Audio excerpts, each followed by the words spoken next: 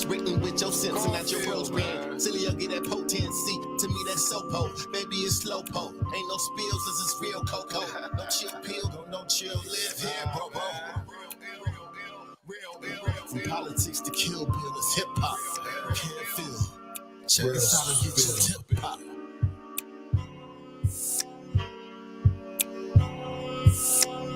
Hey, what's happening? Real Spill, Redline Radio LLC. It's your boy Kevin Hanley. Got the homie Phil Rucker right across from me. Got the other homie Tim on the board. And we got some things to talk about tonight. DNC going on. Preseason football going on. It's real. Yeah. Yankees got that dub yesterday. Oh, not just yesterday. Yeah. Not just yesterday. Today too. Smack. That's all right. It's all good. It's all good in the hood. We ready for the guest yet or no? He ain't on here? Okay. All right, man. So look, we're gonna just go right into it. We got a fabulous guest tonight. We got the homie in there tonight, Coach Riz. Coach Riz, what up? How are you? It's great to see you guys. Wait, what up, Coach? Can you hear me? You got me? Yeah, we got you. You got me? Yep, we got you. All right, good. How you guys doing? Good to see you. Good, man. Real good, Coach. All right, man. So we got the homie in here. So listen, we're gonna get this jumping because Coach has another coach out there making moves. Coach, I'm not mad at you, brother. I'm not mad at you at all. Coach out there making moves, man. So let's get right into it. So we're close to the start of the regular season. You've been out at Berea, following the Browns, seeing what's going on. I'm going to ask you. So, and I'll be honest, I haven't heard too much about this. So I'm just going to ask you blindly here. Nick Chubb, is he participating, and what's the level of participation he's got out there, and how does he look? He's not participating yet. However, he looks incredible. So I would say it was first couple of days of camp I actually got to see him, and it's staggering how that major knee surgery, and he really looks good, like physically, right? So his knee doesn't look out of place. He's not limping. He's not practicing yet or anything, but he's running full speed. Evidently, they have him cutting and doing some things, which obviously is going to be the next step because, you see him squatting, you see him sprinting, but that's not that ACL. That ACL, which controls that side-to-side movement, which obviously is super important for a running back. But I'll tell you what, physically, man, does he look good? He's in good spirits. He's the same person who he is. He's quiet.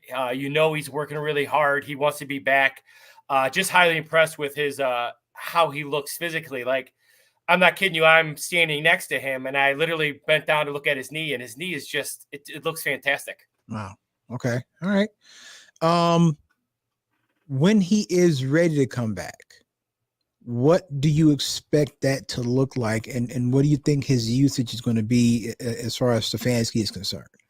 Well, I think they're obviously, especially with the news of Richie being released today, the Browns are committed to 11 personnel. So I wouldn't be shocked if they keep 7 receivers. They usually keep 6 because they're going to be 11 personnel, which tells you they're going to be a little bit of spread. I will say this. It's hard to imagine a guy coming back from the injury he had, but if there's one guy who seems like he can do it physically, it's Nick Chubb, right? He's physically just seems like those things don't bother him. However, I think it'd be naive for any of us to think that there's not going to be some rust. Maybe there won't. We all would know if he comes back and is super strong. We'd all be like, oh, it's Nick Chubb, right? But I got to think there's going to be some learning curve. Now, what I like though is that he's not going to have to run into these 7-8 man boxes anymore with Dorsey and what Stefanski have done. They're gonna lighten these boxes with these formations. They're going to get the ball out. They're going to allow Deshaun Watson, who I say endlessly does not get enough credit for his ability to process information. And it allows him to use RPOs to block that 6th, 7th defender, however they want to do it. So I think he would be successful because of the fact that they won't have as many people in the box, and the lineman will be able to block a 5 or 6 man box. So I think schematically they're in good shape, whoever the running back is. But I would imagine at some point this time, I do think Nick Chubb will come back a lot stronger than people feel. To what extent, I'm not sure yet. I think we'll all be watching, you and I and all you guys will be watching the same, because who knows, right? I can't wait to see him practice at some point, but nothing would surprise me with Nick Chubb. Who is the unknown name that up to this point has stood out to you at camp and in his preseason games? Well, there's two things. One is the professionalism of all the stars, the guys who are noted guys. Those guys work hard.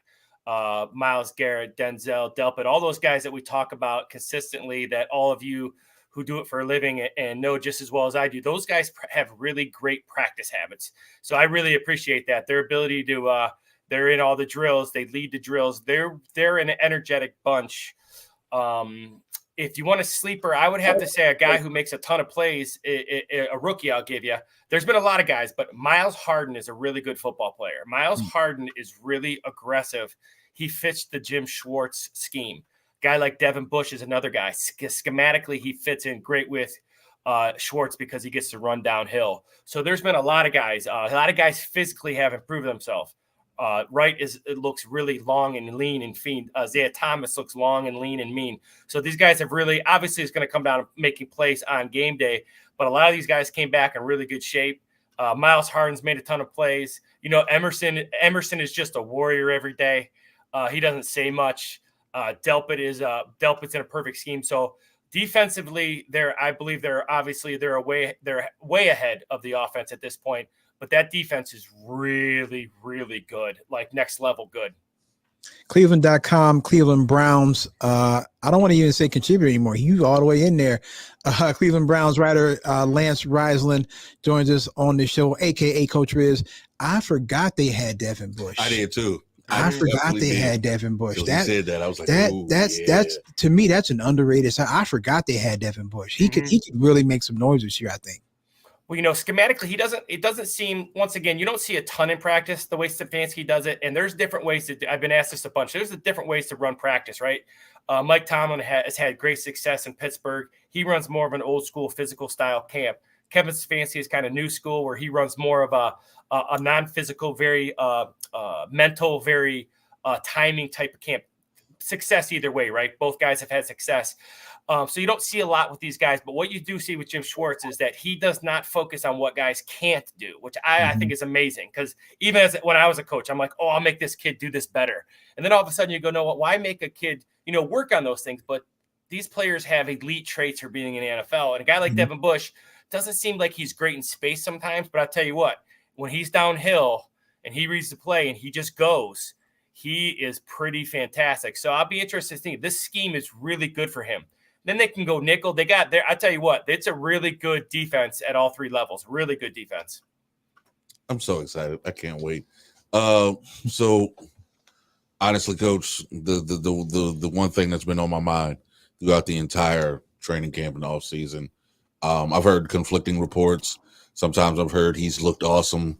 Sometimes I've heard people tell me he looks terrible. How has Deshaun looked over the past few weeks in training camp? Well, I was lucky enough to get to go see him during mandatory minicamp. So I've kind of seen this ramp up that they've used with him in terms of he'll throw every other day, he'll throw in these periods, and he's making all the throws. Now, I think what people got to understand, he's played 12 games in the last 3 years. So there's that. And people say, well, some guys don't have rust. Well, with Deshaun Watson, he does have a little bit of rust, whether you like that or not. So that's why I think it's important that he plays this week. Now, I will tell you, I think he's doing fine. I think has he had some bad days? Yes, he has. And there's a couple of reasons for that. One is it's a new offense. And you can say whatever you want. He's an elite player, but it's a new offense. And they're doing some new things. And it's more of timing. And a lot of times it's not always him. Remember, not only is it receivers, but their pass protections are going to be a little bit different out of 11 personnel. There's just a lot of things that I think they're doing a good job of building to. You don't want to be good 3 weeks ago. You want to be good September 8th. And I think they're doing a good job of at least making that the plan. And I've always said, it's not if you agree with the plan, it's do you have a plan? And Kevin Stefanski has a plan, so I appreciate that out of him. Now, he's had some bad days. He's had some bad throws. He's had some bad periods, but a lot of that's, he's under such every throw, every rep is under such scrutiny right now.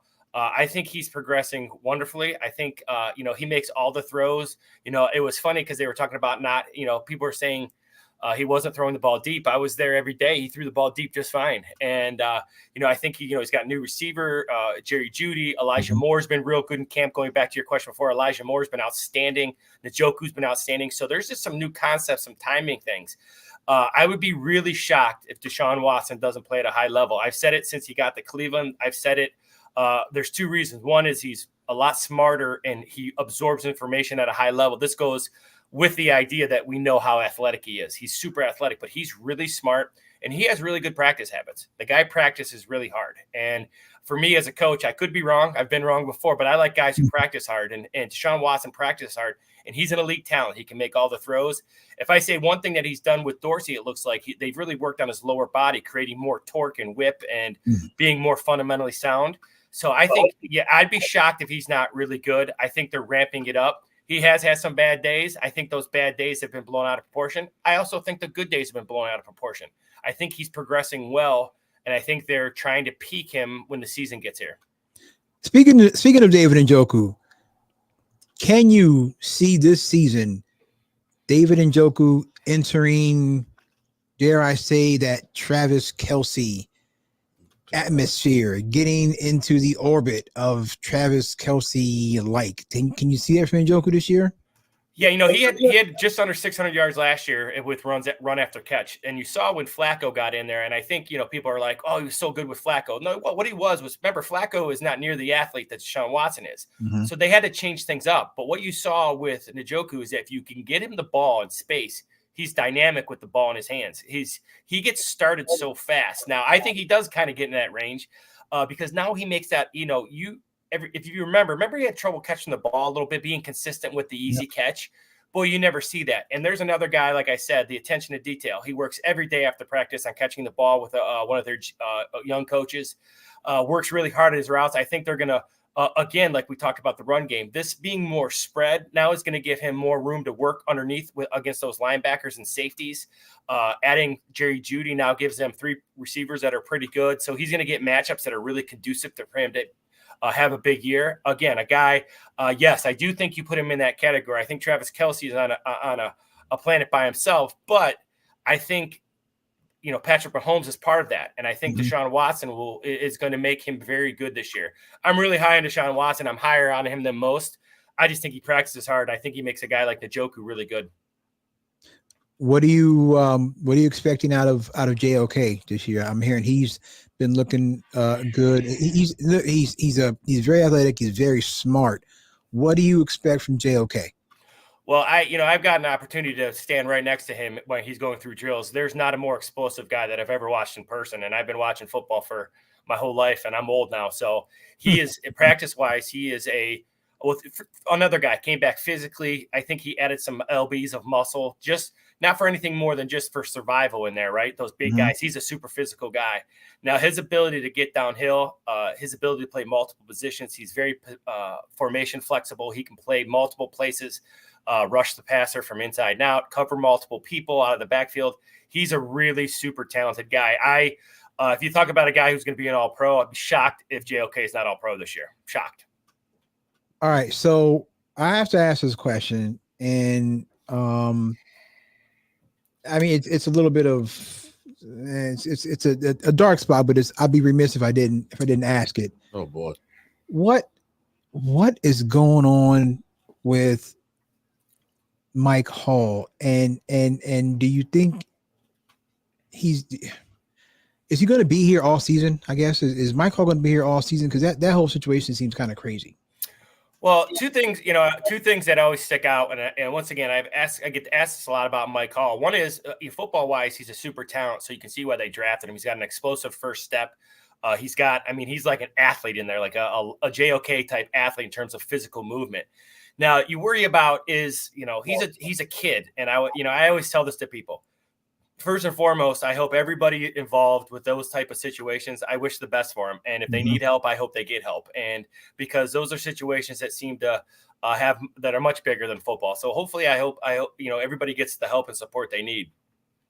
Is it because it's the immaturity because he's a 21-year-old kid, or is this a problem? And the Browns have always done Browns have always felt that they can take guys and kind of help them and give them second chances. And I am all about second chances. Right. I would hate for people to judge me from the things I did from when I was, 18 to 25 years old. Right. So, Absolutely. once again, there's for the things that are being accused, those are out of my realm. But, first and foremost, I hope everybody gets the help and support they need. But in terms of, I will say this about the Browns. The Browns are very well run right now. Doesn't mean they're going to win a Super Bowl, but they're a professional organization at this point. So I think they give people chances, but I think at a certain point, you're going to see them cut their strings if you don't see progress as a person, right? Because there's not a lot of character issues on that football team. When you go watch them practice, they all practice hard. They all like each other. And that doesn't mean you're going to win, but that gives you a chance to win. And that's the one thing you don't see very, he's a part of the process, and we're going to see. I do see them giving him a second chance. What he does with that, like you guys, I wish him the best. And if part of that growth is getting help for some of maybe the issues you have, then you go out and get that help. There's no shame in needing help with stuff. So we'll see what happens. On the football field where I try to keep it with him, but he's a talent now. He's got some feet. He's an explosive kid. Coach, what about Denzel? I mean, at this point, this is if he went through the concussion protocol and if he was diagnosed with a concussion, what is this, like his fifth in his career? If it is, at what point do we start to be concerned, and or if, like, does he need to stop playing? At some point, does he think about stop playing? I mean, I don't know what more the Browns or anybody else at this point can do for him. Well, I'll be honest with you. We've all had our bell rung in the day, and now the science they have behind it, I really think he does have to start thinking about his quality of life when he gets older. The concussions you recover from, it's what's down the road, that CTE type stuff, and that's what I worry about more than he'll recover from this concussion to be able to play. I actually saw the play that it happened. It was one-on-one drill. I was no more than 20 yards away from it, and it was weird because him and Elijah were going at it, and it was just a really good catch and throw. It was a really good football play by everybody, and Denzel actually kind of tackled him and rolled backwards and hit his head. And it wasn't like a collision straight on; it was his head hitting the ground. But yeah, I think these guys, it's such a violent sport. It's so violent when you're there. These are such good big, fast athletes that I think they have to. I think that's something he has to really think about as he moves forward here. When you start thinking about, he's a young kid. I know he's a veteran, but he's still a young kid, and he's got a lot of life in front of him, and his family. Those are questions that you have to start. And you don't know the severity of it anymore. You don't know. Is it a different part of the brain that he bruised because it went backwards? There's a lot of stuff that I don't know about, and you would hope, obviously, with the Browns. Browns don't cut corners, so hopefully, if he does play again, it's a decision that's best for him. But yeah, those concussions, to me, those are a real thing, and it seems like the more you get them, the more prone you are to them. For whatever reason. So yeah, again, it goes beyond football. You would hate to lose Denzel Ward, but you'd also like him to live these guys get done. They're 33 years old. They got a whole life to live. So I hope he makes good decisions for himself first. So wait, I missed this. He just had another one. Mm-hmm. Yeah, it's fifth one in 6 years. Yeah, he was. He needs to stop. He needs to stop. I mean, come on now. Listen, you don't want to end up like Dave Durison and Juice Seau, and you don't honestly, you don't want to do that. He needs to stop. I'm not a doctor, but come on, man. 5 and 6 years. It's been wild. Yeah, he needs to stop. Enough is enough. I would really, if I was his family members, I'd be like, look, dude. Because the Browns, listen, I feel like the Browns will take care of him, right? Money-wise. Right. He'll have to get some of the money back, but I'm sure the Browns will take care and make sure he's set. He's not broke when he leaves. And as a fan, I would completely understood if tomorrow he decided, like, look, I don't even want to do this anymore. I don't want to risk it. Such a shame because he's so good. He's so good and he's so young, man. But yeah, 5 and 6 years, yeah, he got to stop. He's got to stop. That's crazy. He's got to stop. And the only thing I know is that there's so much more detail to it than when we were young. When I was young, it was like, yeah, you're okay, get back in there, right? There's so much more, the levels of the concussion. I don't know any of that, but I'm with you. If he was and when you say he's good, boy, is he good. Oh my Mhm. gosh. Is he good? He's good. It's like, and him and Emerson are so fun to watch. But again, if he was to say, I'm not doing this anymore, I don't think anybody would have a problem with that, because once again, he's a guy who practices really, really hard. And there's a reason he's good, because he practices at it. So okay, Coach, what's going on with the stadium now? Just What about to ask what is that. going on with the stadium now? I'm hearing, I think Phil said last week, now the counties are like, no, we don't want the stadium. What has happened to the stadium?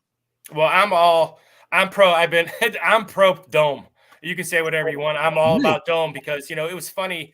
Andrew Berry, when they were at the Greenbrier, made a great comment where he said, hey, I think, these guys are athletes, not gladiators. So that old adage of like, you're tough, you got to play in the snow, you got to play in the rain.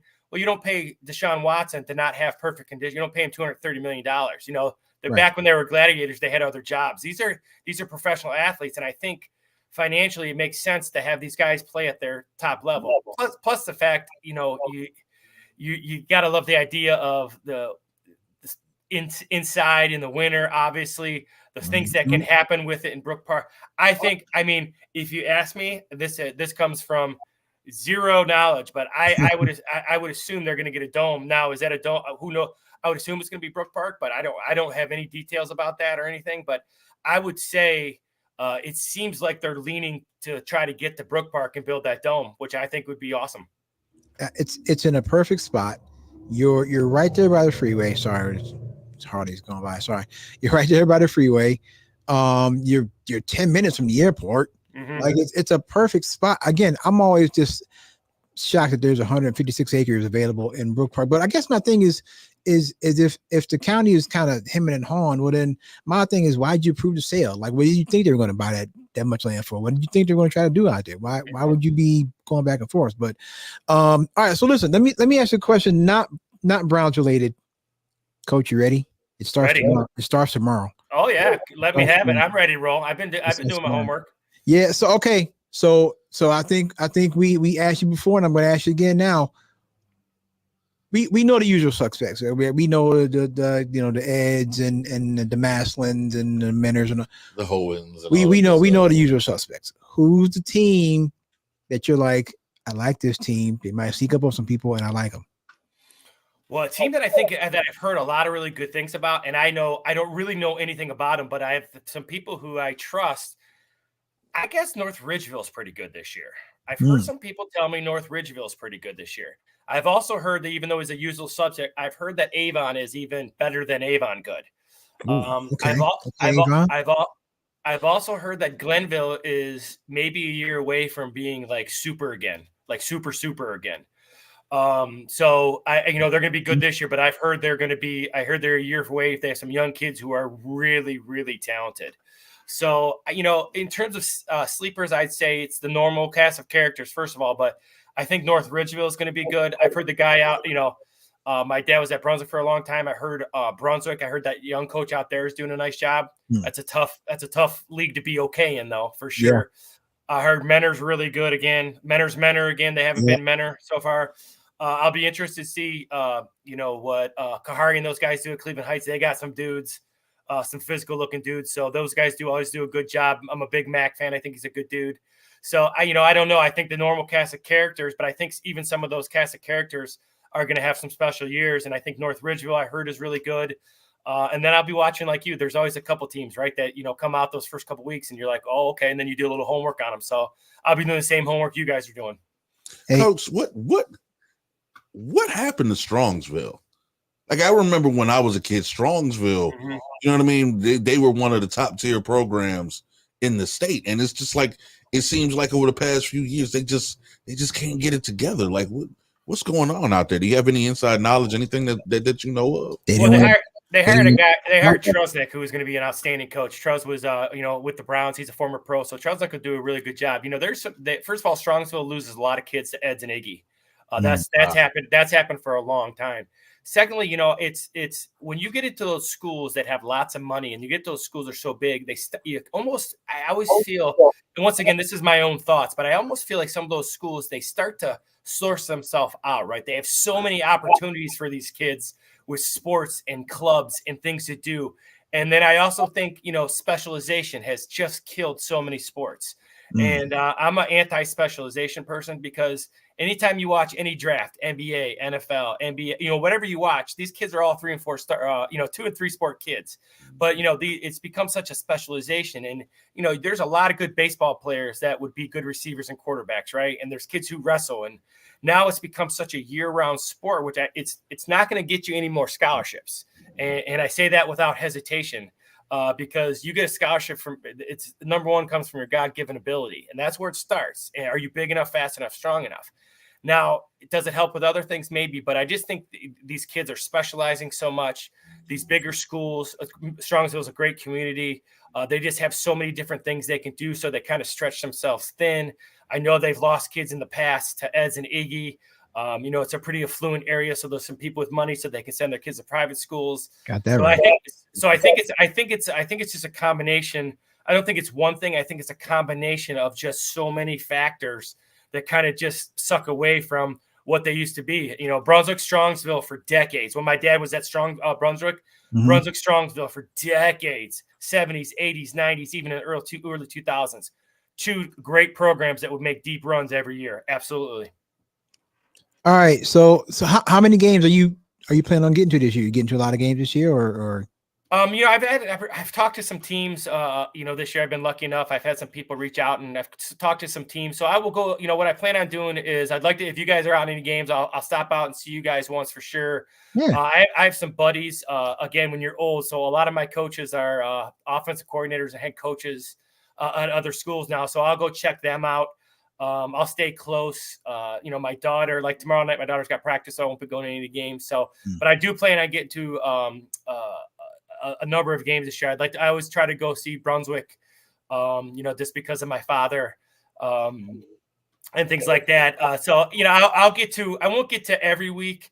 But that's the great thing about technology, guys like you. I'll be following, so you can keep up with like the games and who's doing what, because so many people are on social media keeping it going. And so many games are online. So, and then I've been lucky enough. I have a number of games. I'll be the color commentator this year on Spectrum for a number of Spectrum games of the week in Ohio. Look at Coach Riz. Look at Coach Riz working out there. Look at Coach Riz working. Get the bag. Listen, hey, Coach, I know you got to go. I know you got another interview coming up. And again, hey, man, I'm not mad. You out here doing your thing, Coach. I'm not mad at all. So here's what we're going to do, though. I will reach out to you for week 1 of the NFL, because we're going to try to get this belt back from this man. This man got Eli's, well, it used to be Eli's belt. It's his now. He done won it 3 years in a row. So I'll reach out to you, Coach, and maybe I'll just reach out to you before week 1, and I'll get your picks for week 1, and then maybe after week 1 we have you back on, and we can see how it goes, and then we'll try to make it I'm always available for you guys. I absolutely love talking with you guys. I love being a part of your show, and I appreciate you guys having me on. It's always we've been doing this a long time together. It's family to me, so I'm always in. Let me know what you need.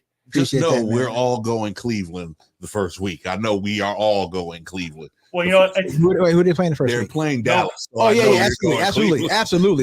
Yeah. Pull the belt out. Oh, see.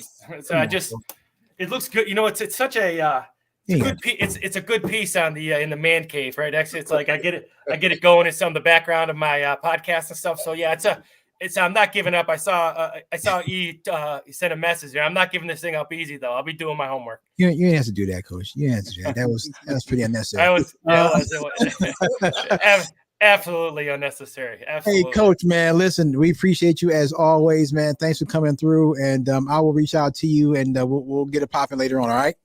All right, guys. Football season. I'll talk to you guys soon. Yes, sir, man. Appreciate you. See you guys.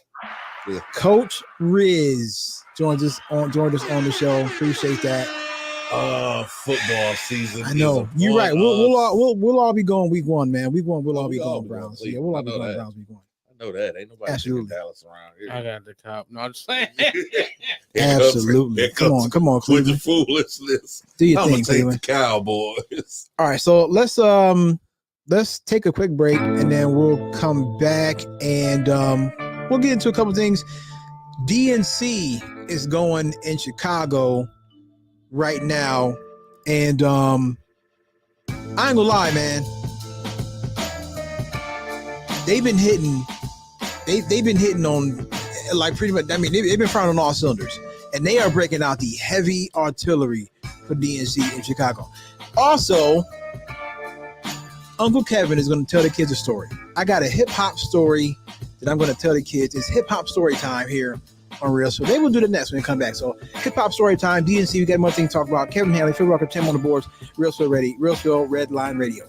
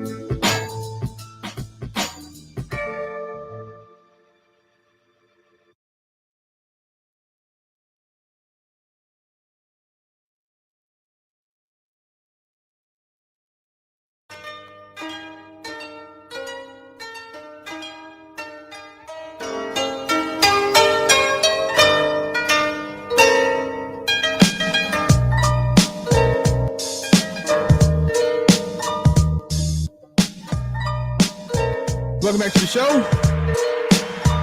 Kevin Hanley, Phil Rucker, Tim flying the ship.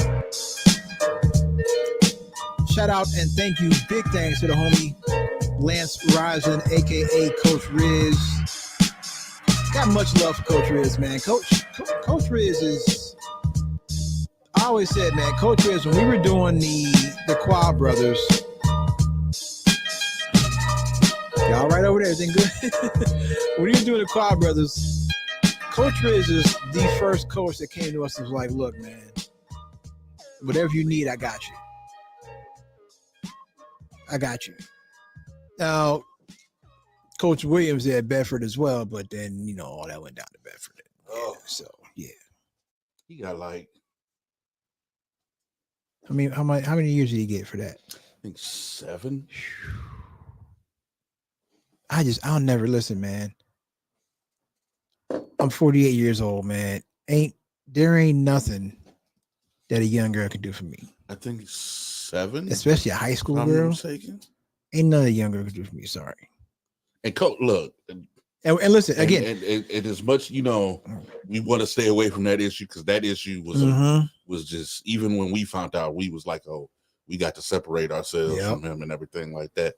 When I first met Coach, he was one of the real ones. He made sure that his kids were going to graduate, and them kids were ready to run through a wall for that. And again, if we're being honest, as at least on this, as far as our show was concerned and our interaction with him and the breakfast program, he was like, "Hey man, whatever y'all need, come through." He was the first coach to let us into the locker room, right? Reg went in there and did a couple locker room interviews. So, he was on that note, on that side, you're right, he was a real one, and we can't deny that fact.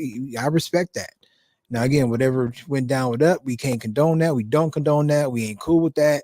That is what it is, though. That's separate from, what we were doing when we were covering Bedford football and doing that. I kind of, like we saw off here. I do kind of miss that a little bit. I kind of miss it a little bit. I'm telling you. I kind of miss it a little bit. But I'm at peace. I'm at peace with us not doing that anymore, but I do kind of miss it a little bit. So, all right. So listen, gather around the campfire, kids. Uncle Kevin's going to tell you a story, a little hip hop story. Oh boy. This is the story. This is the story of how we almost did not get one of the most iconic songs in the history of hip hop. How we were one on-time flight away from not having one of the most iconic songs in the history of the culture. So, 1991. DJ Jazzy Jeff and the Fresh Prince have just finished their album, Home Base, and the album's done. Will has laid down all of his, the Fresh Prince. Y'all might know him as Will Smith. I'm old enough to know him. He the Fresh Prince to me. But anyway, so Will's laid down his vocals, right? And he is leaving the studio. Will's going to catch a flight to the West Coast. All right, this is done. Jeff is standing behind in the studio. Jazzy Jeff is he's doing all the mixing and the mastering for the album, Home Base. That album came out in 1991. That is crazy. But anyway, so Jazzy Jeff is doing all the mixing and mastering in the studio. So Will is leaving the studio, and there were two producers. One producer went by the name of Huda. And Huda gives Will this CD. And the CD just has Untitled written on it. And Will's like, "Look, man, I'm out. I'm not doing no more tracks for this record. I'm done. We done laid the vocals." And they had been out the night before this day. They had all been out. Will, the producers, Jazzy Jeff, they've all been out. They all been out partying. So Will's voice was kind of messed up. His voice is messed up. Keep that in mind. So Will's leaving, and Huda hands the CD, and he's like, "Look, man, I'm not doing nothing else for this record, dog. We done. Jeff's doing the mix and master. I'm not doing nothing else." So, but because out of respect for Huda, he takes the CD anyway. Will leaves the studio. I want to say he was in Chicago. But I could be wrong. But he leaves the studio and he goes to the airport. He gets to the airport and his flight is delayed. So Will Smith goes and finds a corner, sits down. He's got his portable CD player with him. He takes out Untitled, puts it in the CD player, and presses play. It's the beat for Summertime. And Will said, "I took out my notepad, and right then and there, I wrote Summertime. In 2 hours, I wrote it." Summertime. And he left the studio. He left the airport, went back to the studio, and he went to go lay the vocals for Summertime. But now, if you know anything about Jazzy Jeff and the Fresh Prince, if you listen to songs like "I Think I Can Beat Mike Tyson" and things like that, parents just don't understand. Will always does this happy-go-lucky, high-pitched voice. Well, they were out party night before. He couldn't do that. So according to Will, Huda just said to him, yo, just give me that Rakim shit. And that's what he did. And that's why Will sounds the way. Now, if you go back and listen to Summertime, I went back, I can totally hear Rakim. Now that I know that fact, when I listen to Summertime and I hear the way Will sounds when he's doing that song, I can totally hear Rakim. I have to listen to the song now. I can totally hear Rakim. I can definitely hear it like off, I'm like just thinking about it. Just thinking about it. Yeah. Like, because don't say the technique. Like, you just listen to. Can't you tell? If you Can we say? Honestly, let's really have a real discussion right Yes. now, like a real grown man discussion. But I just said that this we were just thinking about it. We were one. Had his flight been on time, we would have never had Summertime. That would have sucked. But go ahead, sir. I'm sorry. Go ahead, Phil. Honestly, why don't we give Will Smith his flowers? I don't know. For his portion Because of hip-hop? Is it because he made the goofy Wild Wild West song? No, Isn't because everything he's that- clean cut, and you Is know that how what we it know. is? how some of us are. Nah. Yeah, and He's then not- Well, for the longest time, because and again, Get jiggy with I remember because I'm old enough to remember, and this is before the days of social media, way before social media. But for the longest time, the knock against Will Smith or the Fresh Prince was that he was too clean. He wasn't gangster enough. He wasn't this. He wasn't that. He wasn't black. He was too He's clean corny. for something. He was corny. It's almost the way they do Russell Wilson, right? They call Russell Wilson the square. No, seriously, right? They call Russell Wilson the square. But all Russell Wilson does is take care of his woman and take care of his family and take care of his loves child. God and And plays loves football. God. Russell Wilson is But, it's Carlton. just, but they did He Will the same way they do Russ. That's crazy. Will? But Will is hip hop. Will is a hip hop legend. Will says that the whole persona of the Fresh Prince is directly because of Grandmaster Caz. And if you know hip hop, you know Grandmaster Caz is a legend. Grandmaster Caz was with the Cold Crush Brothers. Remember, Jay said, I'm overcharging niggas for what they did to the Cold Crush. Because the Cold Crush Brothers was the inspiration for a lot. The Cold Crush Brothers was the inspiration for Run DMC. Run and DMC will tell you that. The Cold Crush Brothers was the inspiration for Run DMC. Grandmaster Caz was in the Cold Crush Brothers. But the Cold Crush Brothers never got on. I've always, that's always stuck in the back of my mind whenever somebody brings up Will Smith and everything regarding hip hop. I was like, okay, yeah, I know he made some funny songs. Let's just be honest. But Yeah. like, come on, man. Everybody likes, parents just don't understand. If they don't play Summertime at the beginning of the damn summer every single year since that song has been out. 1991 that song came out. Crazy. I'm so fucking old. We old, man. Yeah. We getting old. That is, what were you, 3 when that came out? Yeah. Damn, Phil. But here's a good thing though.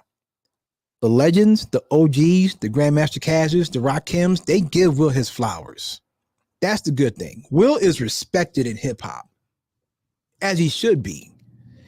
Jazzy Jeff and the Fresh Prince, first group to win a Grammy, first hip hop group to win a Grammy. DJ Jazzy Jeff and the Fresh Prince. But Will said his whole persona, that whole persona was directly from Grandmaster Caz, from the Cold Crush Brothers. And again, Jay had that line, I'm overcharging niggas for what they did to the Cold Crush. The Cold Crush Brothers were inspirational to a lot of groups, and they just never got on. And speaking of Grandmaster Caz, if you listen to Rapper's Delight, Big Bank Hank's verse, say that 3 times fast. Big Bank Hank's verse on Rapper's Delight belongs to Grandmaster Caz. It's Grandmaster Caz's verse. Hank was managing Grandmaster Caz. And when Sylvia Robinson, because the Sugar Hill Gang were really almost like the first boy band, if you will. Like the Sugar Hill Gang, these weren't 3 dudes that grew up on the block together. They were put together by Sylvia Robinson. Hank was working in a pizza shop in New Jersey somewhere, I think. And he found out or heard that Sylvia Robinson, who was the owner of Sugar Hill Records, was looking for a rapper. And she had Hank come out too, but Hank knew some of Caz's rhymes. And she had Hank come out to her limo and rhyme for her. Now, what Hank should have done, which is why I don't think Hank gets the respect that people might think he deserves, what Hank should have done is like, nah, I can't really rap, but my man Kaz over here, he's an MC. You when you need a rapper, you looking for him. Hank didn't do that. Hank just started spitting rhymes that he knew because he managed Kaz, so he knew Kaz's rhymes. So he just started spitting Kaz's rhymes. Wow. Go listen to. His name is Big Bank Hank. So it was Grandmaster Kaz and Casanova Fly was the two names that Kaz went by. Listen to Rapper's Delight. His name is Big Bank Hank, but when he starts the verse, he says, "I'm the CASA, the NOV, and the rest is FLY." Casanova Fly. That's Kaz's rhyme, and Kaz never got the credit for that. It was a shady business, What man. type of ignorant ass? Wait a minute. Telling you, man. It was a different game, you know. It was a different game back then, and Hank should have and listen, rest in peace. He's passed on. He's rest in peace to Big Bang Hank, but that's a stain on his legacy. It's a stain on his legacy. You took Kaz's rhyme that was a no. You don't take nobody else's rhyme. That was a no. Now they just whatever. I was just about to say that now you steal everybody. I'm gonna steal your rhyme. I'm gonna steal your beat. I'm gonna make a remix about it. But Will Smith, I remember vividly feel he wasn't.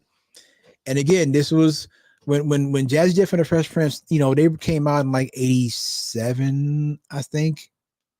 And again, they were the first hip hop group to win a Grammy. For parents just don't understand. But we were also getting into the gangster phase, and the way had come out, and Will wasn't gangster enough. He wasn't tough enough. He wasn't this or that. He didn't curse. The one song, he's got a song on, I can't remember the album, but its name of the song is "You Saw My Blinker, Bitch." That's like and it's about him having like a car accident with a lady. That's the most edgy that Will Smith got.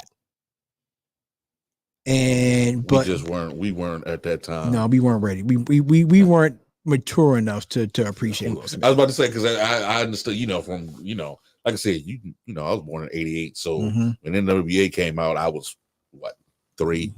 I didn't know what was going on. You were just being born when NWA came out. I wasn't even thinking.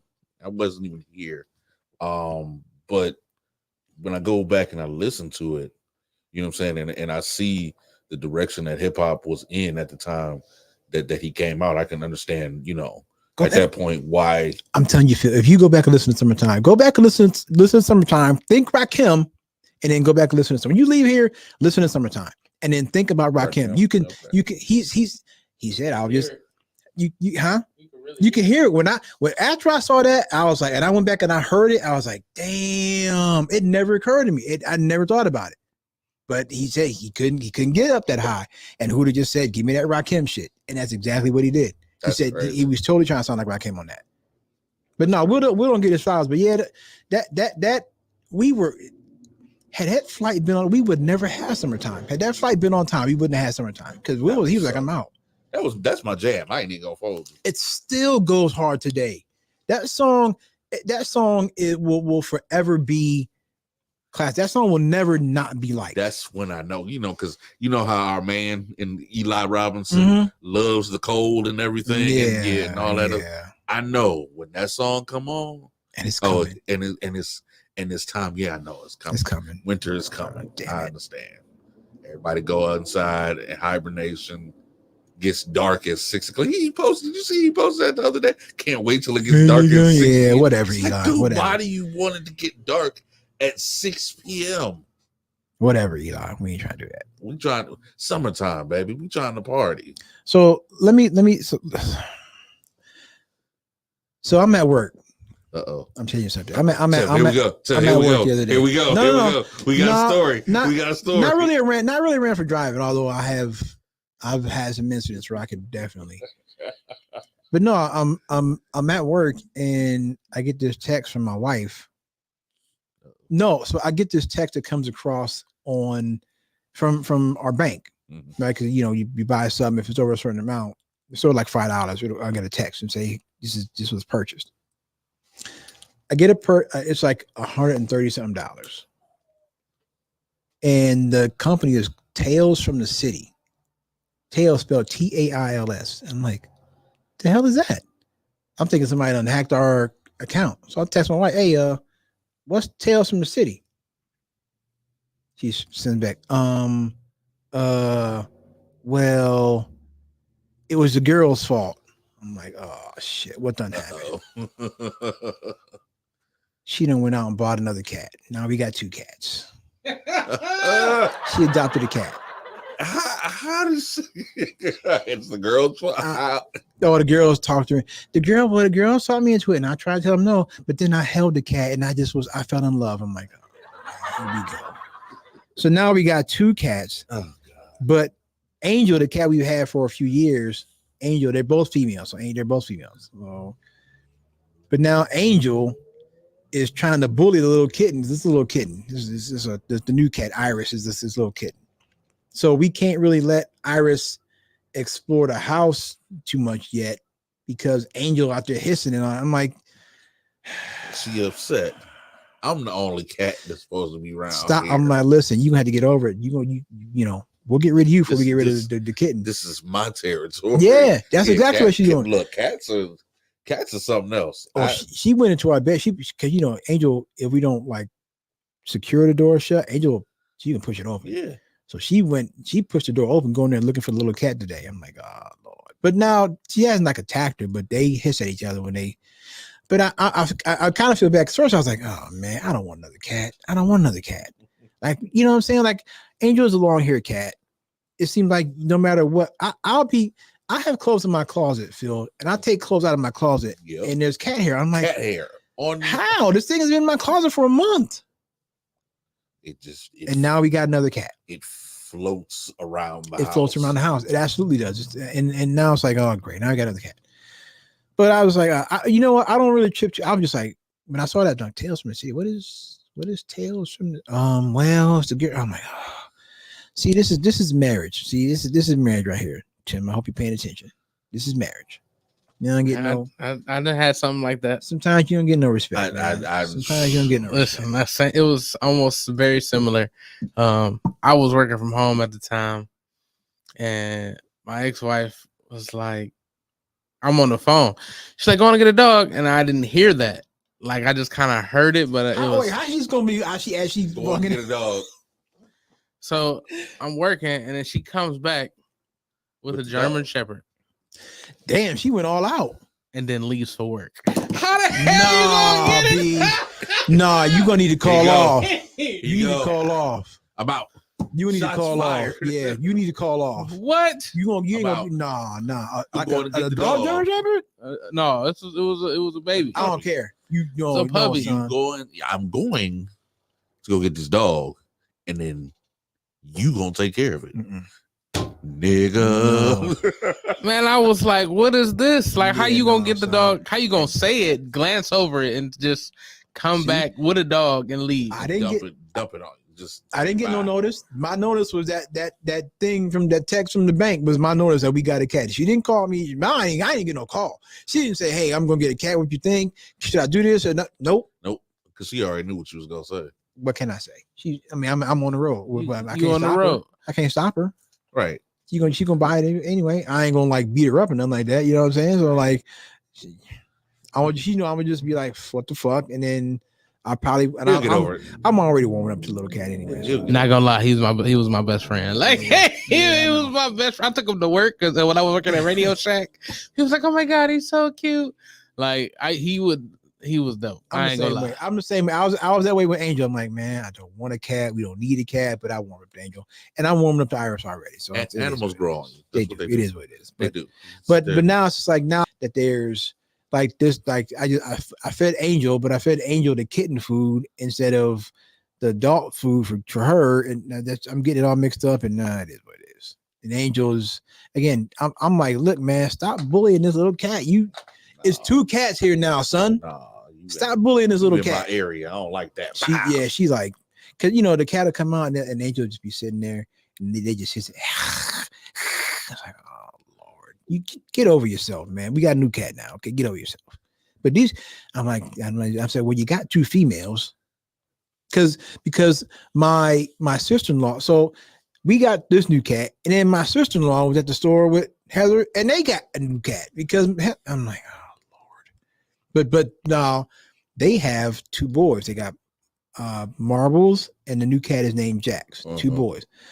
Marble and Jax, they already out there kicking. They kicking it. They think it's thieves. They out there kicking it, doing their thing, playing with each other, having a ball. This is my brother. We down for the cause. This is what we the homies. It's the homies. We homies. Not these 2. Not mine. Not ours. See, I was getting ready to say. So what we're gonna have to do is put Angel, because right now Iris is in our bedroom, litter box and all. Oh no. Well, listen, I told him, hey man, I've done Angels, but I'm like, I could probably count on one hand the amount of times I'm like, listen, that ain't me. If we get this cat, I'm not cleaning the litter box. I'm not doing it, and I stuck to that. So my wife is cleaning the box, but she can't. But we can't, because we can't have her in the house yet, because Angel's acting the damn fool. And we tried to bring it downstairs today, but she's kind of scared because she just don't need it. So what needs to happen is Angel's gonna have to go into the bedroom, and we have to give the little cat time to just come out and explore the house without having the big ass bully cat over here trying to, what I mean? Yeah. Where you from, cuz? Who you know around here? Where you from, cuz? You know where you at? So yeah, we're over here talking about what set you claim. So see, but that's marriage. I didn't get no call. I didn't get no, hey, I'm gonna buy a cat. What you think? Should we do this? $130 something. Hey, nope. Just come across on the phone. Tales from the city. I was like, oh, okay. All right, cool. That was the only thing I say. She paid for the whole thing. That dog, I think, was $500. I mean, it's our account, so I'm just saying. But it's like, damn, I can't even get a call. You couldn't even hit a brother up. Like, what's happening? Then she got another one. Oh, damn. We're not getting no more pets, man. We are not getting. Hey, if you listen, we are not getting any more pets. We got 2 cats. That's enough. We're not getting no more pets. Let a dog come over with the sad face. And it was so bad because the first dog, I ain't gonna lie, he was easy as hell to train. Like, we had to do nothing. German Shepherds are easy to train. It's always that second dog. That's why the cops use them, so because they easy to train. The first one, that's what made her want to get the second one. It's always the second dog. The second dog be crazy than a mother sucker. Oh man. Hey, I saw something. Wait. What kind of dog? What kind of dog was the second one? It was actually a sister of the litter. The German Shepherd. But she was cuckoo. Man, she just had a little more issues. She had a little more women dogs, the periods, all that, got to keep them separate when that happened. Then she had, I think, worms. Ooh. He didn't have those. He didn't have that issue. So one night, I'll never forget this night. This one night, here we go. She pooped in the other dog's spot. So he went to go lay in his spot. Now, mind you, they sleeping in the room with us. They ain't in the bed. They just in the room. He go to get in his spot, find out it's pooping, and he paces around the room while the shit is on his paws. I wake up and I smelt it. So I was like, "Hey, your dog's poop. You gotta clean it up." And this is the new dog. We just knew she had poop. She turned on the light, and all you hear is, "Oh my God!" It was all in the corner, and then it was paced around the room. It was terrible. No, man. You had carpet, bro. Oh. Your deposit is gone. No, it was cool. It was a family house, so it was, it was her dad's. So it wasn't no big deal on that part. And then we had a carpet cleaner because of the dog. So I was about to say, please tell me you had a carpet cleaner. She did it that night. Cleaner. I was like, that's you. Well, like the closest I've come to that is when my daughter, my oldest daughter, did that when she was a kid. She was still in her in her baby bed, right? But she shit and decided she was gonna take it out of her diaper and put it on the walls and shit. Yeah. Oh God. Heaven did that. The senior did that. The senior did that when she was yeah. Y'all are giving me such good advice right now. I'm just telling you. Such good advice. There is parenthood. 'Cause You. When people say I'm not ready, you ain't never ready to have kids. It's I just ain't you learn never seen on the fly every nothing single day. Yep. like that. My youngest, Kailana used to have. When I tell you, she had temper tantrums. I mean, this girl at like 2 and 3. I mean, she was. I'm Just let talking you have like it. holy shit. Like, all right, man, you got it. I'm gonna just walk away. We had to do that. We had to do that. They called it the cry out method. Just let them cry. And it was rough because Kai could scream. She could scream. We was in Gabe's one time and she started to have a fit in Gabe's. And I had to leave Gabe's and take her out to the car. And just sit with her in the car in the back seat. And she was just screaming. I'm like, if somebody walk by, they're gonna think I'm killing a kid in here because she was just at the top of her lung. I'm like, oh my God, what is wrong? Those are days you like these kids, man. Yeah, my senior did that. My poop all on the walls. I wasn't home. I was at work. Oh, that's a nice thing to Yeah, come home. wife to. had to deal with that. Yeah, wife had to deal with that. Hey, man, I saw something today, and I listen. I know it's getting close to the end of summertime, right? I know that. I saw 2 brothers walking around with pants and denim jackets on. I'm like, yo, man, it's too damn hot for a damn denim jacket. I'm sorry, man. It's too hot for it. Look, I know you trying to stun on these hoes. I know you trying to stun on. He had a little design on the back of his jacket. I'm like, I was at Giant Eagle.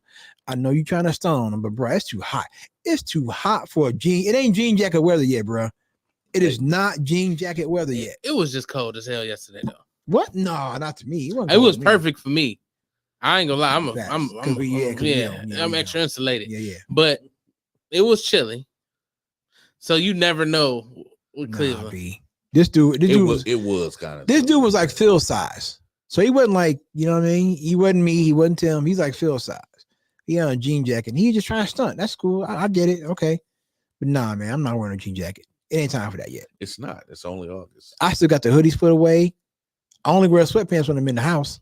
I don't, when I'm at work, I got pants. I don't wear my pants at work. No. So it is only August. It's only August 22nd. They right? trying so hard. Man, we're not doing that. So hard to speed it up. They want, and I don't understand. People like Eli trying so I don't hard. understand what is so wonderful about fall and winter. I don't get it either. Understand it. I don't understand it either. Everything is dead.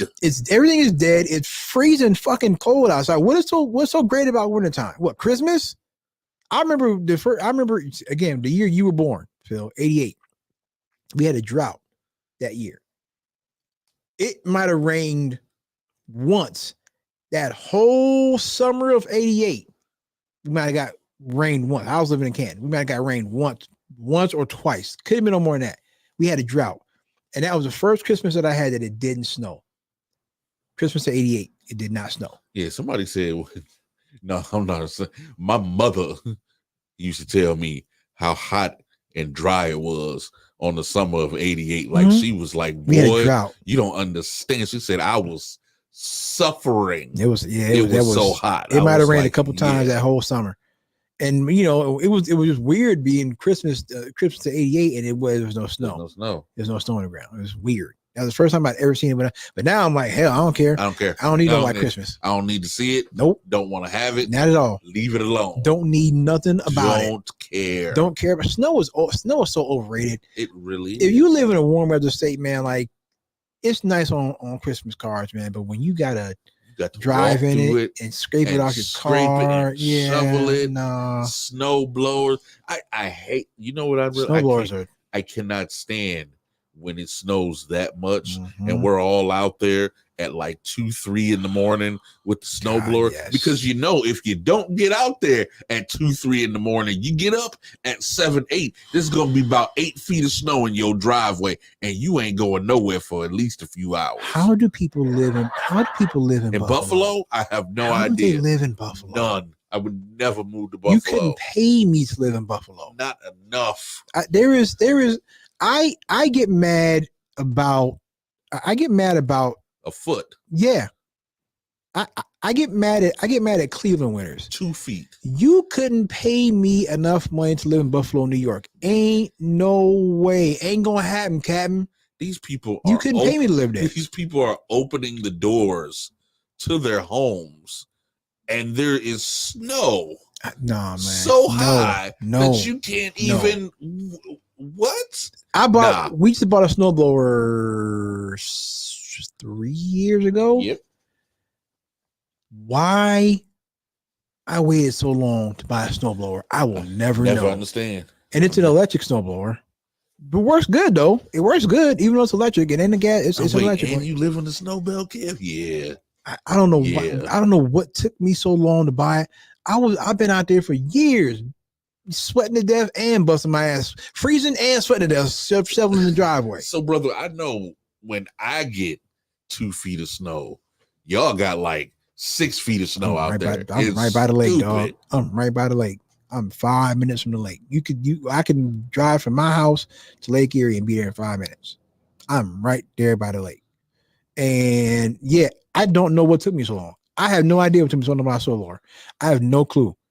I was out there, like I said, sweating to death and freezing at the same time, shoveling that driveway. And when we first moved up here, we had it wasn't super long, but that damn driveway was long enough. So we're like, okay, I'm going to shovel this far, and then I'm going to just use momentum the rest of the way to get me out the driveway. Because I don't feel like, because what would happen, you know what happened? The snowplow come by, and you just finished shoveling, and they shovel all that shit right back up. You're like, man, The worst. Come on, man. I'm at the end of the driveway throwing shit at Come on, man. Get the out of here. I just shoveled this drive. I was out there for an hour and a half shoveling, and you come through with your plow and you just put all that snow, and it freezes up. And they got a big old pile of snow. What do you people like about that shit? I don't understand it. I don't understand. I do not get it. I don't get it. I don't understand it at all. It's too hot. Go sit under the air conditioner. Bro, what? Care. I would rather be hot than be cold. Every I am not ready for that. I do not. I'd rather be a little chilly. I cannot Honestly, here's deal the thing. with the cold, brother. I cannot. When my kids are old enough, well, my oldest will, this is her senior year. She'll be going to college. I'm really like, look, man, when they really get like out of college or whatever, I can tell, listen, it's time to go. It's time to move, man. Let's go get a little condo somewhere warm. And you got family down in Tampa. Let's roll. I've been trying to get, me and my brother have been trying to get my father and his mother out of Chicago for like the past 2-3. Like, yo, this man lives in Arizona. Let's go move to Arizona. It is always sunny in Arizona. Every time I talk to him, the sun is painted in the middle of the sky. You know where I've been when I first started driving a truck.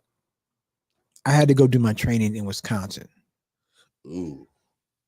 There is something about Wisconsin cold. Like I can't explain it. I can't explain it. It's something that like I've never ever in my life felt that. Brother, I can't even go. So I don't even know what that feels like, but I know that Midwest cold is completely different than Cleveland cold. Because when I got to Chicago,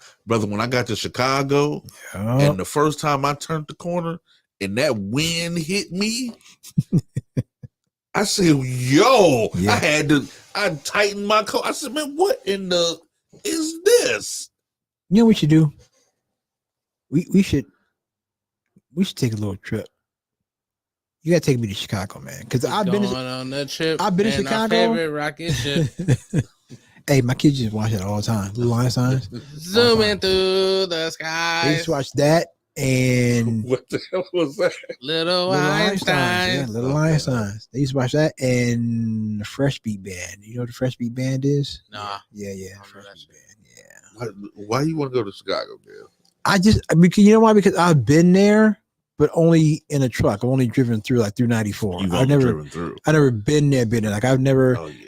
I need that Chicago, the dip roast beef sandwich. I need that.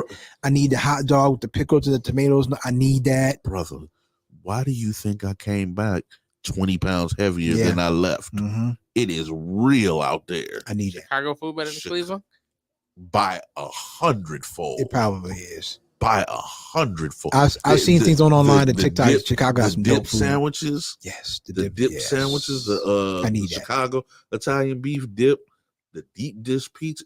They deep- take the sandwich deep and dip dish it in the pizza, roast yes, beef, Tim. They dip the they sandwich dip in the sandwich juice. in the azu. In the juice. Oh, In the azu. come on, son. The deep Come dish on, pizza, son. man. Oh my goodness. Is it deep dish like you would like? It ain't like Little Caesar's deep dish, right? It ain't that. No, it's real deep dish. It's real like The closest you can get to it here is like Romeo's. now you can, and it's not even close. It's not. It's not even close. Now you See? can go to the grocery store and get a deep dish pizza, but it's made from people from Chicago. It's called Lou Malnati's. Okay, And when I tell you it's about this thick, we need to go. and You got it's family up just- there, right? yeah, we need to- man. Keep You I- really wait, got to eat it wait. with a fork and a knife. Listen, Like- I'm not. no joke. I don't have no desire to see O Block. Okay, I don't. we ain't got- No. Let me explain something. So when I went to Chicago, this is how, like, you know how you hear the stories Mhm. and you kind of just like, man, it can't really be like that. No, when it is actually true, that place is nuts. O Block. No, Oh, the whole entire Chicago? south side Yeah. of Chicago is nuts. Mhm. Like, it is really, we going in here, get in, get out. Don't look at nobody. Don't say nothing to nobody.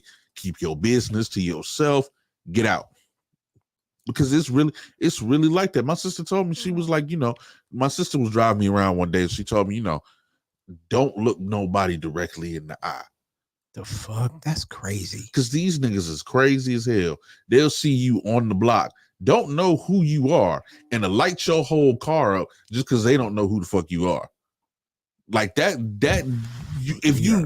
some crazy. I don't know who you are, so my first instinct is to light your car up We because are I think lost. you are op. Because We I are. think you coming to do something to us. Yeah, We it's are lost. lost. We are it's lost. And then when you talk about, that's why I say, man, y'all people talk about mental health and PTSD. You don't think these dudes got PTSD?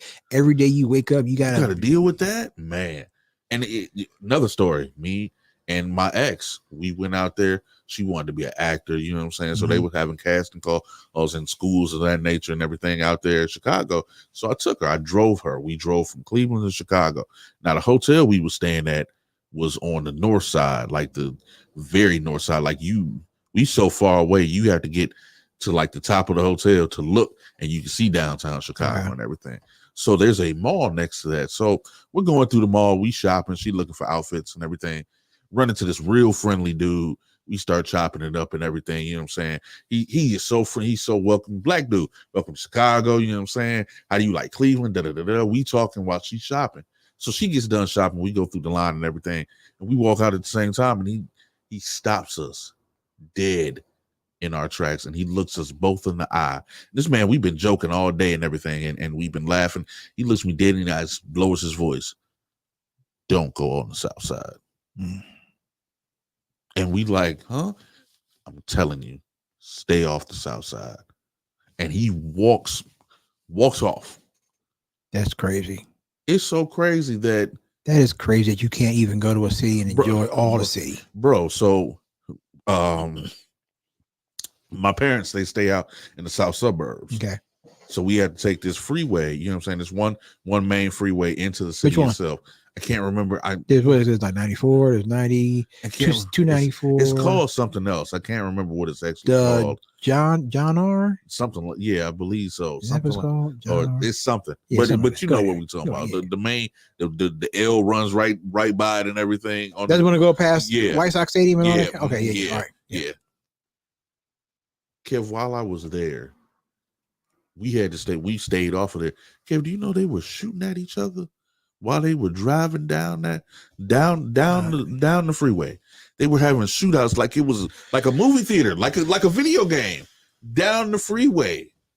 When I tell So people, lost. I was like, yo, when they really talk about Chicago, and I used to just think like, man, y'all ain't that tough. Y'all ain't really like. No, they really like that. They're crazy. They're nuts. It's crazy. It They're is nuts. crazy. It is crazy. It's like, when are y'all gonna stop this shit? So you don't want to go see O Block here? No. I don't want to take you nowhere Okay. near O Block. Listen, I don't want to go nowhere near none of that. You can take me to the Magnificent Mile. We can stay on the Magnificent Mile all day, We all will night. stay on the north side. The north side is fun. All right. Downtown is fun. As long as I can, if I can get the pizza and the dips roast beef sandwich and a hot dog on the north side. If I get there on the north I side, gotta get you some Ann Sather's cinnamon rolls. ooh, Oh my god! I am always down for cinnamon rolls. I The will not best turn down cinnamon rolls I've ever had in my entire life. I say this, I've been slipping on my sweets lately, man. Like I've been eating way too many sweets Yes, lately. way Too many sweets lately. I mean, way too many. I went to listen. So I went to Walmart today to buy stuff when I go back out on Saturday. Right, walk past the bakery. There's a container with double chocolate iced cake in it. Oh Jesus! Ain't got no. I just picked it up. I picked it up. I'm like, and I'm walking as I'm walking, but I'm like, why? Why do I have this in my cart? I didn't take it back. I done ate 4 slices of it already. It's like I've been slipping so hard. Not gonna lie, Yeah, you too. I had the greatest blizzard today. I'm telling you, dog. I'm telling you, man. When you said that, okay, so I was watching TV and there was a recipe for a lemon blueberry cake, and when I mean like a recipe, I mean the lemon frosting was buttercream. Ah, come on, bro. So Come on, dog. Since I know how to bake and I am the baker, that Yeah. my fat ass went ahead and made the cake. And you ain't bring none. Why you ain't bring none, bro? Like, what's going on? Because it's gone. Oh, you know what? Speaking of Why that, would you tell us this? speaking of bring some, I gotta apologize to you, man. I gotta apologize Wait, to you. what happened? Last week, I specifically set aside a bag of the chips. One spicy queso and one chicken and waffles, and I had it in my trunk. And I should have put them in the car, but I had them in the trunk. When I got to work the next day, I was like, "Oh man, the chips." So of course, Both of y'all fired. I hate it. Hey, these chips You know are what? good. September 16th, y'all last. It's my birthday. It's my birthday. Right. Hey, somebody hold that against us for the rest of the time. Over here. I had a bag of those chips. to bring me a slice of cake. Terminating your But contract. mine, right see, now. he forgot cake. Mine was just protein chips. You don't want protein chips. You know. Hey, yeah, I'm a fat nigga for real. Like a Whatever real it is, one. I want to eat it. Well, Oh, listen, go to Target. They at Target. Go to Target. Send them at Target. This way, I specifically set aside one bag of spicy queso, one bag of chicken and waffles for you, and I forgot them. I tell you what, before that day that you mentioned, I promise I will bring us a slice Do that. of yellow blueberry Do that. cheesecake. 'cause I Yellow need cake. it. I need it. Yeah. Yellow cake. The nigga got yellow cake. Yellow cake. I need I'm it. sorry, not yellow cake, lemon cake. So it's lemon. It's lemon, like though, right? it's lemon. Still yellow, the cake right? is lemon. There's blueberries in it, and then the frosting is like lemon blueberry. Okay. Like Okay. butter. All right, Chef I Phil. can't believe y'all doing this to me. I ain't got no food at the house. When I leave here, Bro, ain't nothing when I gonna leave- be open. when I leave here, I'm going home. I'm gonna stop somewhere and get some meat on the way home. You can bet that. I might stop at Sheets. You can bet that. She's me and my Going to get a when thin me and my crust. wife, not long after we got married, this is before we had kids, and we lived in Barberton. Sheets rock. Man, we would go to Sheets. I would get this buffalo chicken sandwich. Sheets rock. at least once or twice a week. We was doing Sheets once or twice a week. I had, and it was like We had so much fun. I before we ain't had gonna kids. lie. I ain't gonna damn kid. Look, you Yeah, almost there. You almost there, bro. You Almost. almost there. Do not Almost. slip up. Do you Almost, understand what I'm no. saying? Do not slip up. Ain't gonna happen, Do Captain. not, No. because I'm telling you, I've seen it happen before. The women get kind of lonely and everything. Next thing you know, she looking at you talking about, Nah, B. let's have No, another we one. are right there, dog. We are right.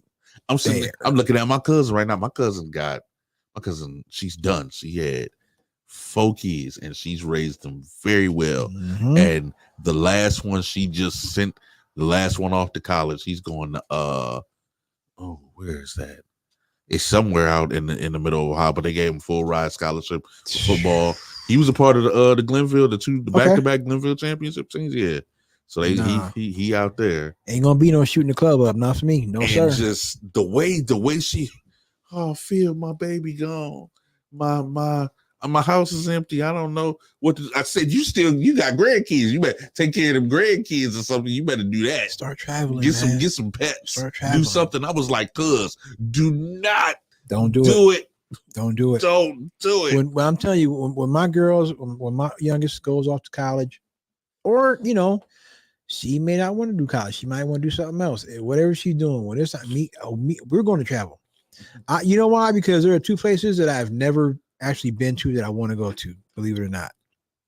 And they're here in America, New York City. I've never been to New York City. I want to go to New York City. Actually, you know what I'm gonna do? I'm putting it out there right now, because I've been thinking about this. Next summer, I want to take a trip to the Universal Hip Hop Museum in the Bronx. Ooh, I want to go there next summer. Do that. Yes. Let's do that. Yes. Let's do that. When I heard they open that place, I told my wife, before I leave this earth, I will be at that place. I'm going there.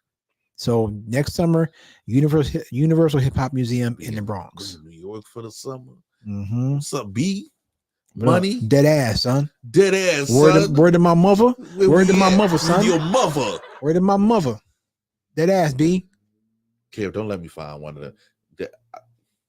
I love me a New York chick. Puerto Rican chick? Nah. Straight New York angry sister. Oh. Yes. Remy Ma. Okay. With the Timbs, yes. Okay.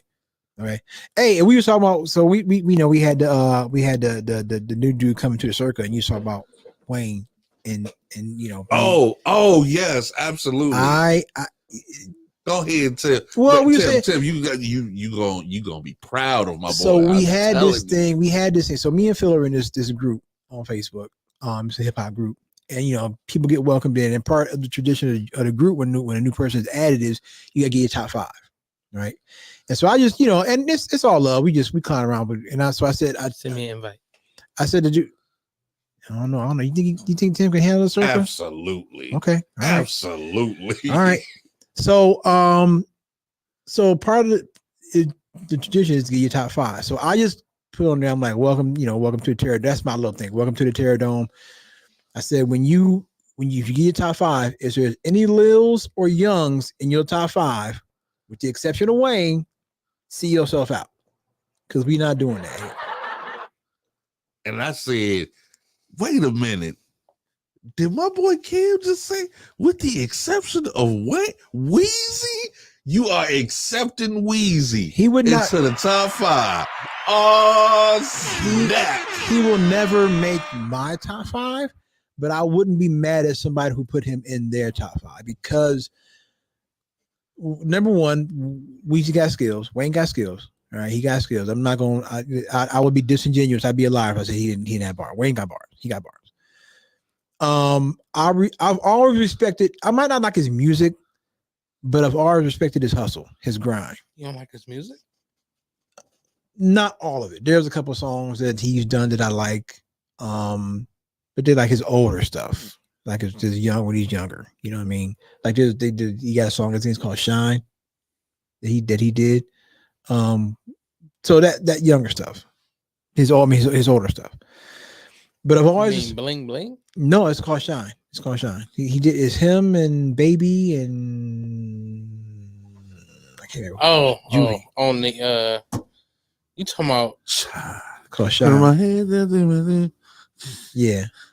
BG's in it. I think BG's in it, and Turk. I think it's all the Hot Boys are on that song. But I might not dig his music, but I respect Wayne's grind. I respect his hustle. I can respect that. Because again, there was a time in the mid 2000s where Lil Wayne was on everything, hip hop, rap. I mean, hip hop, country, rock, whatever, pop music. Well, Lil Wayne was on everything. There was like this 2 maybe 3-year run where Lil Wayne was everywhere. It was longer than that. Was it? Yeah. I can remember he was everywhere. I say he had like a 10-year run. He really. had a run where he Wayne was on was just- everybody's shit. He was hustling. He was That's why he's so worn out grinding. now. Yeah, probably. Just so I respect. He got bars. Again, I'd be disingenuous if I say he didn't have bars. That'd be a lie. He does, and I respect his hustle. I just So- that moved me. Yeah, It moved you. that's the only Lil or Young that I'll accept in any top five. Because you know, I'm not putting Young Jeezy in no top. I was just about to say I five. can't get a Young Nope, Jeezy. Nope, Nah. not doing that. Not doing it. nah. Not Now don't doing get me wrong. He's not in mine, but If you want to say, I can't even say if you say that. I love Jeezy too. I really do. I respect the hell out of Jeezy. I think Jeezy has had a phenomenal career. Are you top 5? Nah, brother. You can start doing that if you start breaking up top fives by geographical sections. If you're doing a top He 5 with a definitely top South, 5 South, yeah, you could put Jeezy in top Yeah. 5 with a top South. 5 debut album. absolutely. I never heard it, so I wouldn't know. Absolutely, Thug Motivational 101. I have not listened to it. I know I said I was gonna try to. I haven't listened to it yet. absolutely. And you had to listen to the Carters too, right? No, I've never listened to the Listen to the Carter. Carter too. Carter 2 is Listen to the Carter Carter too. two. is the greatest. By Wayne. Listen to the Carter It too. is phenomenal. It'll. I think the Carter 2 will make you want to listen to the other Carters.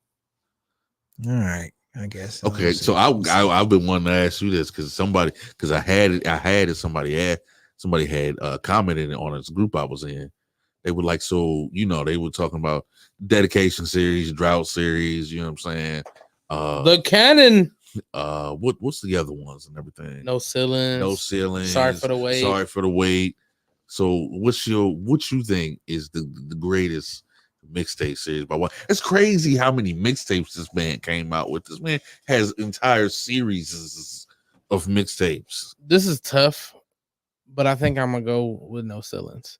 No Ceilings was just so crazy when it dropped. However, just missed all the this. Drought 2, Drought 3, Sorry for the Wait, the dedications go stupid. I didn't realize how hard Dedication 4 was till I went back and listened to it. I was like, yeah, you got it. So Kev, if you listen to the Carter 2, you gotta listen to No Ceilings then. Because No Ceilings is crazy. No Ceilings is I'm gonna crazy. tell you, I get around to it. It ain't gonna be right away. I get around to it. No Ceilings is get around to it. absolutely nuts. You know who? You want to hear somebody just rap?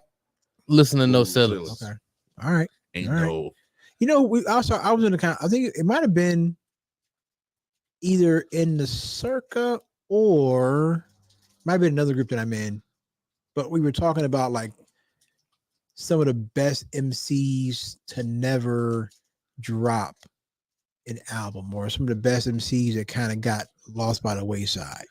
You ever heard of Jay Electronica? yes. Probably the best that ever.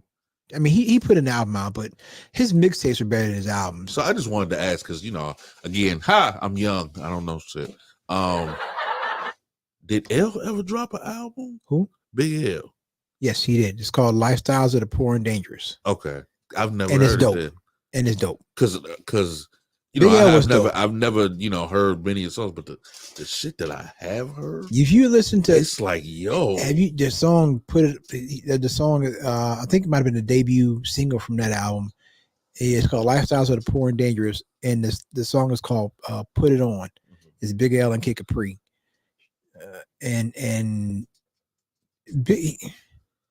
Big L was a lyrical monster, but I'm not surprised that Big L met the demise he did because of the stuff that Big L rapped about. oh really? Big L was on some hardcore shit. He was on some hardcore shit, like one of his lines like, "I got 35 bodies, but he don't make it 36." You know what I mean? Like he would rap about stuff like that. There's a song on that album called I think it's called Black Suit. You're basically talking about your black suit for your funeral. So Big L was lyrically, he was dope, but I'm not surprised he met the demise he did because he rapped about he was hardcore Okay. in Harlem. But listen, yes, that's an album. If you want to listen, Lifestyles of the Poor and Dangerous is what it's called. And Big L he could have been in that, like if he put out some more albums, he might have been close to that top 5 conversation. Like he was really, Big L had bars, there was no shortage of bars from Big L. He was dope. There was a lot of rappers out there, man, that when you think about it, man, you wish they had stuck around. The Big L, Big Pun. Man, I wish Pun would have stuck around. Oh, Man, I really wish Pun would have stuck around, would have lived longer than he did. I sometimes wonder about some of these MCs, like had this MC stayed around, this like Pac, obviously, and Pun. Like, I really wonder what Pun would have been like, because Pun was actually in the midst of losing weight when he died. He had lost like 100 pounds. If you listen to It's So Hard, he said, I lost 100 pounds, you know, because Pun was. But I've seen That's pictures. what happened when you lose weight. They try to take it personal, I've seen pictures of Pun when he wasn't that big. trying to make me lose myself. Pun was dope though, man. Pun was dope. Pun was so dope. Like, again, if you listen to the song, I think I said this before, I think on another show that we did, Phil, but that song that on Deep Cover, when he goes dead in the middle of Little Italy, that line. I remember hearing fact, you know what, we ain't gotta go to break. We can keep going. Be good. I'm just because I got some more stuff I want to talk about anyway. We only got a half hour left. So Cut it off. No. I'm just saying we only got a half hour left Right anyway. now. And I got some stuff. I got Goddamn youngster. I got a couple of things I want to hit before we get out of here too. So we might as well keep going. But that one, dead in the middle of Little Italy, little did we know that we did rid of, you know, that line. Fat Joe told a story about that line. That line was Pun just playing around. Like, Pun didn't like write that out intentionally. He was just playing around and did that. And he didn't want to keep it in the song.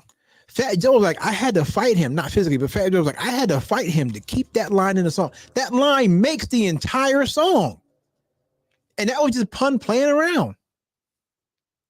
Big Pun was just next level. He was next level. But his favorite MC was Black Thought. Mm. And then they did the song Super Lyrical.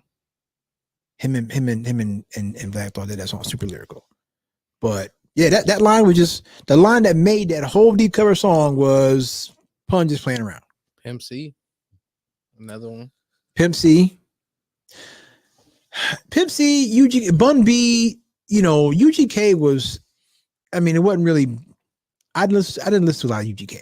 I didn't listen to a lot of UGK. You know, I'm not gonna lie, I didn't either. yeah, some groups are an acquired taste. I respect, you know, rest in peace, Pimp C. I respect Bun B a lot, but I just didn't really listen to a lot of music. That, you know, some stuff just wasn't my speed, wasn't my lane. You know what I'm saying? So it is what it is. All right, so we're talking about Chicago. I got to hit this because right now, and she's probably speaking right now, the DNC is going on in Chicago, right?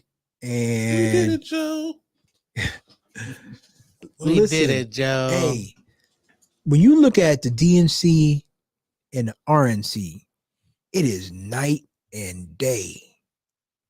The DNC, they done had Don Cheadle in the crowd. Barack and Michelle done been up there. Bill Clinton done been up there. Oprah was at that bitch last night. Oprah spoke at that bitch last night. Does it not scare you? What? Because it scares the shit out of me to see the difference between I mean, the DNC and the RNC. the RNC had Amber Rose and Hulk Hogan. To see how I'm in the audience, just to see DNC, how diverse and multicultural we are, and women are out there celebrating, and men are out there celebrating, and the Asians are out there celebrating, and the blacks are out there celebrating, and the Latinos are out there celebrating. You can see that to be true. Everybody's celebrating. And no, and the people on the right hand side are white, and that's it. That's it. Yep. And don't get me wrong, there are little pockets of, you know, Yeah, but they don't matter. Like that. Not that. I think it's absolutely. I'm like, dude, we can't go back. Who said that? Somebody said that. We're not going back. We can't. That's Common. That's the whole slogan. We're not going back. Go back. Nope. No. I think she's going to win. Well, I'll get to that in a second because you touched on something. I'll get to that in a second. But I want here's something else that I've been seeing, and if you know, and I'm being dead serious here. You have at this DNC and in this moment right now, you have people who are lifelong Republicans coming out. I can't remember the gentleman from Georgia. He's a senator from Georgia. Spoke at the DNC last night and said, I don't agree with Kamala on all of her policies. I don't agree with her, but I'm here. He said, if you vote for Kamala Harris, he said to my Republican friends, if you vote for Kamala Harris, you're not a Democrat, you're an American. And I'm like, have we ever seen this? Have we ever seen Republicans going to the Democratic National Convention and endorsing the Democratic nominee? I have never, ever seen this ever at all. If it's happened before, correct me and let me know. I have never seen this. Because what they are presenting is not American, and what they are presenting is something that's totally unprecedented. Something that we're as the country that we are and the country that we are built upon. This is something that we are supposed to be fighting against. You know, all those bombs we supposedly drop for freedom and all that other stuff. Mm-hmm. We're dropping them because there's a dictator somewhere that's doing something bad. So you mean to tell me, after all these years, now all of a sudden we think it's okay to have a dictator on this country? Wow. We think it's okay that you're a multiple-time felon and you're running for the president of the United States? I don't get it, bro. No. Oh, and let me. One of the most disgusting things that I've seen, and it doesn't surprise me because it is MAGA. But one of the most disgusting things that I saw from last night, and people have been talking about it all day. So, you know, not all day. Well, David, I haven't seen it all day, but so Tim Walz was speaking, right? And if you saw the clip, there's a clip of Tim Walz's son, Gus. And during Tim Walz's speech, you know, Gus gets emotional and he starts crying. This is Tim Walz's 17-year-old son. And he stands up and he's like, that's my dad, you know? And Ann Coulter, that bitch. Ann Coulter puts on her Twitter, well, talk about weird. It's a picture of Gus crying, right? Gus Walz is autistic. And I believe he's pretty much almost nonverbal. But he's autistic. I'm like, this is where you at, MAGA. This is where you at. You guys are one person, a guy named Jay Weber, who was on iHeartRadio, I believe, called him a blubbering bitch boy. This is a 17-year-old autistic kid. It doesn't surprise. This is where you at, MAGA. This is where you at. Don't you remember the first go around? He made fun of a handicapped person. Yeah, that should have been it right there. At his that's when I knew we were in trouble. That should have been it. That should have been it for any other presidential candidate right there. That is a killer. That is it. You are done. Ain't nobody supposed to vote for you. And the fact that they still voted for this man, like we don't care. I was like, yo, these people care nothing about nothing. But I'm like, wow, a blubbering bitch boy. Yes. I've seen them take this steady rise of, we're gonna say what we want. We don't care if it offends you. We don't care if it's wrong. We're gonna say what we feel, how we feel, and there's nothing that you can do about it. Fuck your feelings. Fuck your feelings. Fuck what's right. Fuck what's moral. Fuck all that. Okay. If I feel like you are a quote unquote retard, then it's gonna be okay for me to call you a retard and whatever. Can I say this though? Yeah, go ahead. Michelle been talking her shit. Michelle was talking her shit. God. Michelle was talking her shit. I love this pettiness from Democratic Party. It's about fucking time. Y'all been nice to these people for way too long. These are not the Republicans you can be nice with. These people are nuts. Way too long. Michelle was talking her shit. Barack was talking his shit. I love this pettiness. I love this. I don't give a fuck, Barack Obama. I love this dude. Look, I'm done. Hey, Michelle.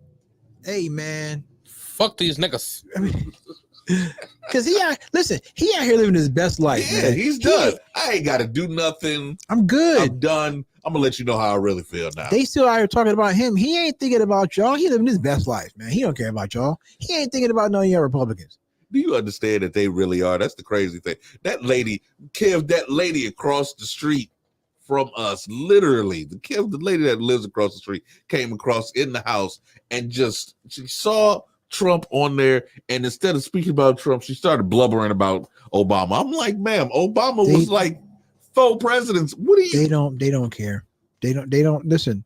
The Obamas, it's like LeBron James. Like, y'all can type all you want. LeBron ain't gonna never see that.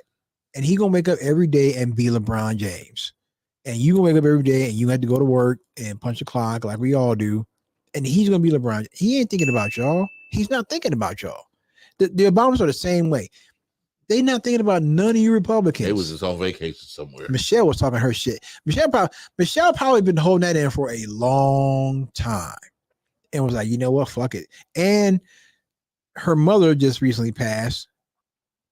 So she's still in like whatever. I'm gonna just say what I'm gonna say, but you look at these two, you look at the heavy hitters that they had Oprah there last night, man. They had Oprah. I mean, who in their right mind would really want to stand behind something like that? Why would you? I wouldn't go nowhere near that. But here's the thing, and you were talking about Trump a little bit earlier. Something weird, Phil, that I've been seeing for the second time. So Trump he's been campaigning this past week, and there's 5 stops in 5 days. Coincidentally, every city he's been in is a former KKK stronghold. That's not a coincidence, but okay. He told his supporters, I believe he was in Asheboro, North Carolina. He said to them, this is a quote, our primary focus is not to get out the vote. It is to make sure that they don't cheat, they being the Democrats. So basically, he's saying again, he said, I don't need to vote. He said, quote, it's another quote, we have all the votes we'll need. We are still 10 weeks out from the election. How you know how many votes you got, bro? How you so confident you got all the votes? I'm telling you, I don't think their goal is to win in November. I don't think that that's their goal. I think their goal is, I think they know they're going to lose, but I think their goal is to cause as much chaos as they possibly can, either before that day or right after that day up until January 20th. Because again, what candidate, especially when you're running for president, is going to be like, nah, don't worry about voting. You ain't got to vote for me. We got all the votes we need. Don't worry about it. We good. Who does that? Nobody does that but him. Nobody does that. Something ain't, get this name, something ain't right. Something ain't right. You telling people not to vote? So I don't know, honestly, if that means as far as if he knows something about the electoral vote, or if, like you said, well, let's just be honest. They're not going to go quietly. We all know that. No, hell no. We know that. No. We know that for a fact. We saw with our own 2 eyes what happens when you deny them what they think that they've won. They'd go crazy. Side note, I'm trying to make that first trip to the range next week. Yes. Because people need to hear. What day? Wednesday. Next Wednesday, I'm calling my cousin up. It's a range down in Canton. Oh, never mind. Yeah. Oh, you trying to go to the range? I kind of need to cycle my round. There's one right. There's one. Well, once I get comfortable with doing it, there's one right by my house, and then see, that's why I need to move to Lake County. It's right there on Vine Street. Yep, it's a range right by the house. Yeah, because I'm definitely gonna need to practice. Yeah, they're gonna try to cause as much. And here's another thing. That let's see. there are things that Trump is doing that our media is just they're not talking about, and I don't know why they keep giving this dude a pass. I don't know why they keep giving Donald Trump a pass. So it's being reported, and I haven't looked and seen that this is 100% true. It's being reported that there is a deal in place for a ceasefire between Israel and Hamas. The Biden administration has brokered a deal through Israel to say, okay, look, let's chill out, man. Let's ceasefire here, right? It is being reported by, I believe, CBS News that Donald Trump has been corresponding with Netanyahu from Israel, Prime Minister Netanyahu from Israel, to not sign the deal. This is a deal that would create the ceasefire and bring home hostages. And Trump reportedly is telling Netanyahu to not accept the deal. So all you pro-Palestine motherfuckers out here talking about you're not going to vote for Kamala Harris because of Kamala Harris is this, that, and the other, there is reportedly a deal in place for a ceasefire and that will release hostages. Donald Trump is telling, again, reportedly, allegedly, Donald Trump is telling Netanyahu to not accept the deal because it would make the Biden administration look good. So while y'all mad at Kamala Harris, Donald Trump is the one that's allegedly saying to Netanyahu, don't sign this deal. And by the way, what's his name? Netanyahu is the prime minister of Israel. And by the way, go ahead. I'm good. By the way, speaking of Donald Trump talking to Netanyahu, Donald Trump is not president. Donald Trump is a normal private citizen. For Donald Trump to be talking to Netanyahu about not taking this deal is a clear violation of the Logan Act, which says that private citizens cannot be talking to foreign dignitaries like that, trying to broker deals. That's a clear violation of the Logan Act. That's law's been in fact in on the books since 1799. Private citizen, you and me, like I can't call a foreign leader for my own benefit and try to be like, hey man, don't do this. Donald Trump is in clear violation of the Logan Act if this is true. What's it gonna take, man? What's it gonna take? Netanyahu, you said Netanyahu. Netanyahu. That's his name. Prime Minister of Israel. Oh, is he a prime minister or maybe president? I don't know, whatever he is, but he's the leader of Israel. Netanyahu. Netanyahu. Say that 3 times fast. I can't say it slow. Mm-hmm. But it's just I'm like, what? I'm What telling are we you, gonna- we are in a twilight zone. It's I don't know. crazy to me. I have no idea. I have no idea. I'm bouncing around here, but I have one more thing that I'm going to talk about before we get out of here. Is that Aaron Judge? What about Aaron Judge? No. Is that Aaron Judge? No. You want to talk about Aaron Judge? Oh no, this might piss some people off. I think you want to talk about.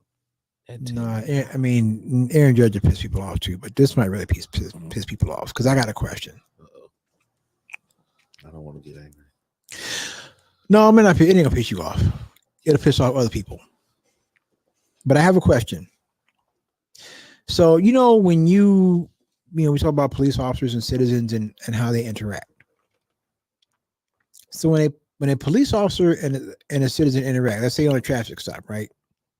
And that police officer feels that their life is being threatened, their life is in danger. That police officer can right then and there, and I'll use this word for the purpose of social media, but that police officer can right then and there unalive that person that they feel is threatening their life. Right? If they say I felt threatened, my life was in danger, they can unalive that person. My question is, if in that same interaction, what if I feel threatened? What if I feel that police officer is going to cause me harm? Am I allowed to unalive that police officer right then and there on the spot? And if you say no, now I need you to tell me why that police officer's life is more important than mine. Because I feel threatened too. So if he or she can unalive me, why can't I do the same if I feel my life is threatened? Because it's against Nets and Yahoo's rules. You can't It might be. can't break Nets It and might be. Yahoo's rules. It might be.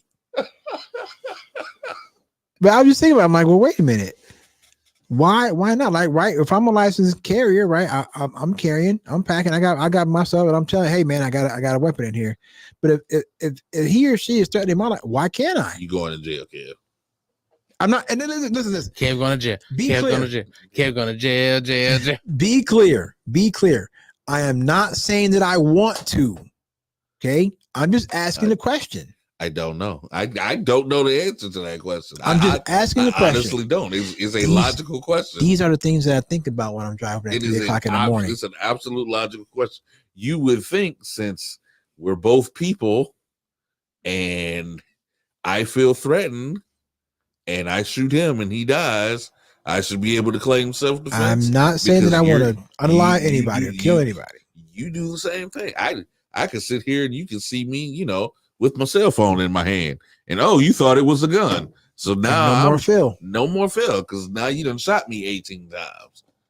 But if I were the same way, feel threatened by you, I've had police officers put their hand on the gun while they talking to me. I'm just like, yo, Why are we you doing all that? right? Why are you doing that? What are you doing that for? They do that all the time. They come up to the car with their Come hands to on it. the- Yeah. I swear, this guy asked him, excuse me, can I ask you a question? He turned around just like that. Mm-hmm. What are you Never mind, dude. You tripping. You tripping. I don't know. There, you know what actually brought that thought on when I was driving? A song came on. It's by Boogie Down Productions, and it's called "Who Protects Us from You." Mm. It's in the line, and in that song, KRS-One says, "If you hit me, if I hit you," no, he says, "If I hit you, I'll be killed. If you hit me, I can sue." Right, so. I don't know. I was like, well, what is the difference? What makes his or her, this officer's life, more important than my life? They feel threatened, they can shoot me dead right there on the spot. And get away with it and come back to work in a couple of weeks, not lose 1 cent of pay, nothing like that. They done took my life because they felt threatened. But what if I feel threatened? What's my recourse? What do I get to do? File a complaint with the same people that are threatening me? Yeah, pretty much. So I don't know. It's just a thought that I had, man. I'm just, again, these are the things that you think about when you're driving at 3 o'clock in the morning. I'm gonna be thinking about Neptune. Netanyahu. You Yahoo. can say it. You can say it. Netanyahu. Neptune Yahoo. Netanyahu. It's 4 syllables, man. Net Netanyahu. 10 Yahoo. Yeah, think net 10 and then think of the drink Yahoo. Yeah. Net 10 Yahoo. Net 10 Chief Yahoo. There you go. Yahoo Finance or Yahoo. Remember that Yahoo? Yeah. Yeah. Just think about that. I got it. Okay. So that was just that was the thing. I'm like, I was just I wonder why can't I do that? Why not? I'm gonna say that on stage. Net 10 Yahoo. Netanyahu. Oh God. I don't know. You be careful, man. You might have some of the pro-Palestinians be out there, on some. It ain't gonna be bullshit. disrespectful. It's gonna be. So what do you do, Tim, when you get heckled on stage? What do you do? How do you handle it when you get heckled on stage? Do you take the hecklers down when you go on stage? I make their joke funnier. If they trying to echo me with a joke, I make their joke funnier to let them know that this is ain't not bad. what you really want. What did Now you go the ahead. first time you got heckled? What did you do? I made another joke. Like I made a joke out of the You situation. remember what they said to you? I don't remember. I don't remember every time. I remember this one time the dude was talking about he was yelling out something about food. And I was like, and I seen what food he had on his table. I was like, we better quit playing, bro, before I eat all your food, dog. And he was like, no, I like you, man. You cool. Here go a chicken tender for you. I was like, yeah, because when people think you fat and funny, they want to feed you, keep you around. That's such low hanging fruit. Like, come on, y'all can't do no better than that. But I do fat jokes on Okay. stage, so it's really But it when ain't you're hitting doing it that by hard. yourself, it's different when you're doing it by yourself, too, right? It's different. It's different when you're doing it by yourself. you do it about yourself. That's different. It just got to be funny. As long as Yeah. what they say is funny, there's really no problem. If it's not funny, then now I got to go in. I always wondered if I could do stand-up comedy. I've had people tell me that I should do stand-up comedy. I don't. Number one, I respect anybody that's got enough balls to get up there and try to make people laugh, because when you go up there and you bomb, it's probably got to feel like shit when you bomb. It depends on the situation, because I've mentally bombed and the crowd loved me. So it really depends. Like you forgot the jokes? Yeah, kind of like the setups, or I didn't say it the way I wanted it to. The punchline didn't hit like I wanted it to, but you got some chuckles. It's a mental thing. Like that's what comedians are losing the crowd when it starts like, yeah, that's crazy, man. That's crazy, man. That's crazy, man. No, well, at least here when the comedian losing the crowd, they go at the crowd. Oh, this funny.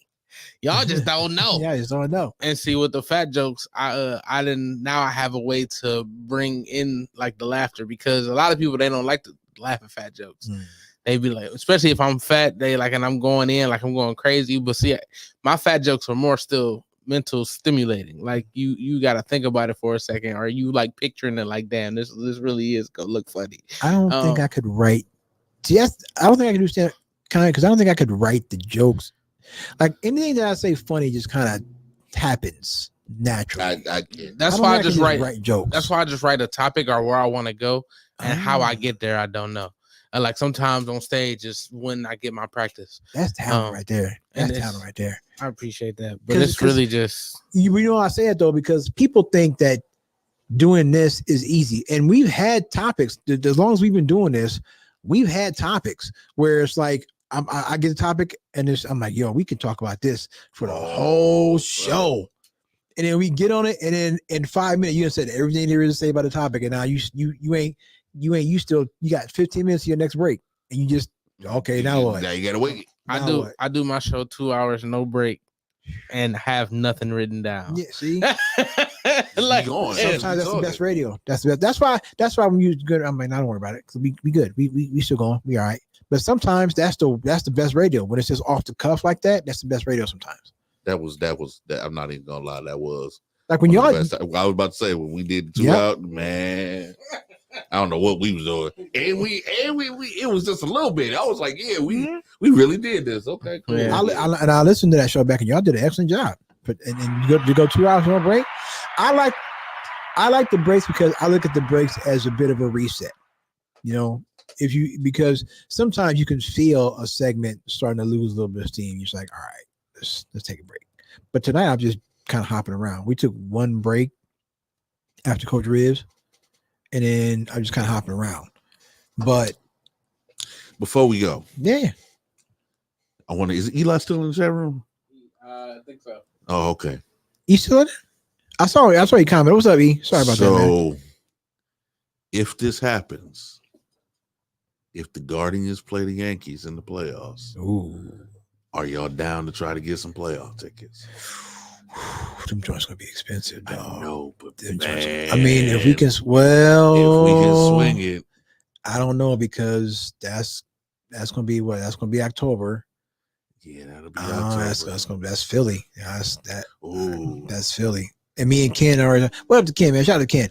Me and Ken already, we talking about we're gonna get to Philly because Ken's going to the Browns game too, and so like we'll split the room, but we ain't staying in the Motel 6. We'll be staying at the Spring Hill Suites, a nice little joint at the airport. I just thought I would ask. I mean, if I can swing it, I'm down with it, but I know that's gonna be an expensive ticket. Yes, I know that's gonna be expensive. Playoffs and it's the Yankees. And the Yankees. I know it's gonna be an expensive ticket. If I can swing it, absolutely, I'm down. All right. Absolutely. I ain't been to it. I think the last time I went to a game at the stadium, they were still the Indians and they were playing Toronto, because I remember it was when I had the I think the last game I went to is when I had the slider dog. The first time I had a slider dog, the hot dog with the mac and cheese and Fruit Loops on it. Fruit Loops. Yeah. Oh my God. Yeah. That was. I think that might have been the last time I've been down to the stadium, and they were still the Indians. And I think they were playing Toronto, because I remember thinking there are way too many Blue Jays fans here. I know Toronto ain't far from here. I'm like, there's way too many Blue Jays fans here. Way too many. I'm trying to remember the last time I went to a game. The last time I was down at the stadium, I think was 16. Yeah, against For the Cubs. Cubs. Yeah. That I mean, was the last I'm time I was down. there. I'm down. All right, man. We gonna get out of here. As always, big shout out, man. Thank you to Coach Riz. Appreciate you coming through. And you know, me and Phil will be back next week with a brand new show. That's gonna do it for us, for Phil Rucker and for Tim Washington Jr. I gave the whole government out there. Jesus You know, Christ. the whole government. Timbuktu, man. Timbuktu. Hey, I saw a place when I was out called Timbuktu Farms, and I was like, oh, Tim got a side hustle. That's what's up. All right, man. We got it here. We see you He next just week. called Peace. me a cow, man. He just called me.